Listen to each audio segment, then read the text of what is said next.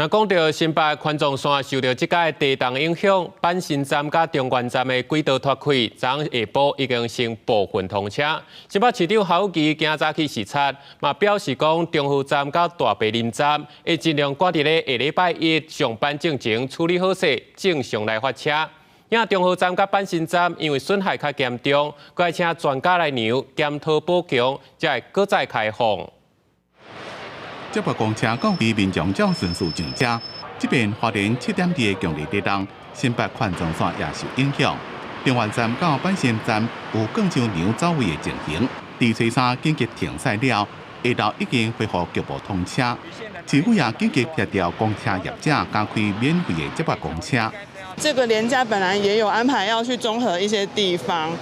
但是呢，就是现在确实就会没有办法。那公车比较不方便，不方便啊！以前做这个比较快啊，做这当然比较慢，这一定的。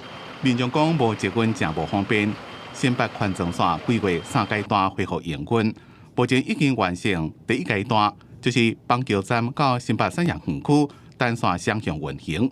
第2阶段是中和站到大坪林站，希望伫咧4月初8上班时间恢复。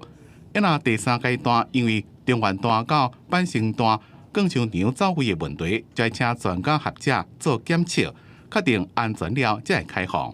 中和站到大坪林站，我们希望在检测安全无虞底下，能够在4月8号在上班时间呢，能够恢复来通车。中原段到板新站，这因为钢梁的错位的问题。 所以我们要请专家学者不断的检测。分这3阶段做好交通运输，新北环状线才能恢复通车。在这段时间内面，市府也启动免费公车接驳，自早起6点到暗时12点，尖峰时间是10到15分钟，离峰时间是20到30分钟一班，未降低通运族的无方便。 我们全线的这个免费接驳公车仍然是布局下来哈，因为我用最大的一个准备量。那昨天光是60几个班次啊，就载了1700多人。新北市长侯友宜也讲，新北市受灾户目前已经安置295人，这份轨道也有受损严重的居民，也有17件伫咧处理中。针对有出现新北市停班停课消息伫咧网络上误传的事件，警方目前也正伫咧了解。记者综合。